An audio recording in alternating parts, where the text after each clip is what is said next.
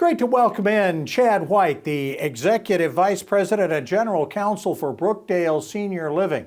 He's their lawyer. He's their big honcho. He's a guy who is responsible for a whole lot of seniors being taken care of in our area and around the country as well. And we got something important to talk about today, and that's the common scams that are targeting probably all of us, but most particularly focused in on seniors. Tell us a little bit about that and what we can do to fix it. Sure, Bob. There are a lot of common scams out there today that really target seniors because seniors tend to be a vulnerable population. And so one of the most common types of scams we see are family and relationship scams. And these are ones where they tug on the heartstrings, they exploit loneliness, or maybe even try to scare seniors into thinking that a loved one's injured or needs help. One of the common ones here in variety of this scheme is where someone receives a phone call from somebody purporting to be a loved one, maybe a grandson or granddaughter, niece or nephew, and saying that they have an emergency need for money. Usually it's a car repair or unpaid rent or college tuition, even sometimes claiming they're in jail and they need bail. And all they're trying to do is to try to get money from the senior, which then obviously is not going to help their loved one. Another common go ahead. Another common scam is over the internet, and it's a phishing scam or identity theft scam. And this is where you get someone receiving an email from a company that looks like a company that you do business with, but they're really not. They're someone who's pretending to be a company that you do business with, and usually it'll be an email saying, hey, we need some payment information or you're past due on a payment, etc. And they want you to click on a link or open an attachment, but when you do, you're actually going to another party's website, or worse, you're maybe getting malware added to your computer. And so seniors need to be aware, and family members need to be aware of these types of scams. All right, best way to get around let's start with the phone scam. Best way to avoid getting scammed on the phone like that. Yeah, I say for all these scams, the best thing to do, Bob, is to be cautious and to research and verify before you send any information or provide any payment. On the family example, if you get a call like that, you need to verify. And the way to do that is to tell the person that take their phone number and tell them, I'll have to call you back.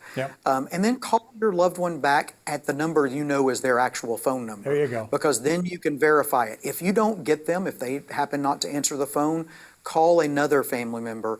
Don't send money until you've verified who it is that you're talking to. Yeah, on the phishing scam, usually you can tell by the email address, can't you, that this might not be, that there's something in the email address that doesn't look right. Is that that's one easy way. What's another way? Yeah, absolutely. Look at the email address. It's probably off by a few letters, or it may be directing you to another site. Bingo. That's one key sign. I would say the best thing to do is just not to click on links or attachments that come from an unsolicited email, even if you think it's someone that you do business with regularly. I think the important thing here is to go on the internet. If you get an email from somebody, one of your vendors, and they're asking you to provide some information, go on the website, go on the internet, find their actual website, go to that website, log in through your normal source there, or call their customer service line directly. Just clicking on links or attachments, whether it's in an email or a text, is inevitably going to open you up to some risk of harm. And so I would say just don't do it. Go directly to the other party's website or phone center. Should we be particularly worried and careful during a political season, because we're seeing an awful lot of political ads in emails, in Facebook posts, and things like that might send you someplace you don't want to go?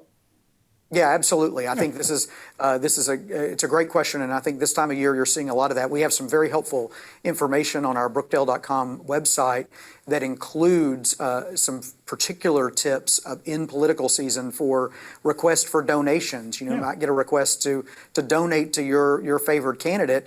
That may not be who that money goes to ultimately. It can be a scam. There are fake political campaigns set up that criminals know what's going on in the broader world, and they're trying to take advantage wherever they can. And so I would encourage your viewers to go to our website at brookdale.com and read that article. There's some other really good information there that I think could be helpful in terms of tips and ways that people are scamming people today. Yeah, that's a great idea. Brookdale.com is the website. Some great helpful tips on how to negotiate yourself and your loved ones through this political season and into next year with the scams that are out there. Thank you so much. We appreciate it. Chad, thanks for the time and good luck to you through this season. Thanks for having me. Chad White, the Executive Vice President and General Counsel of Brookdale Senior Living. We're back with more right after this.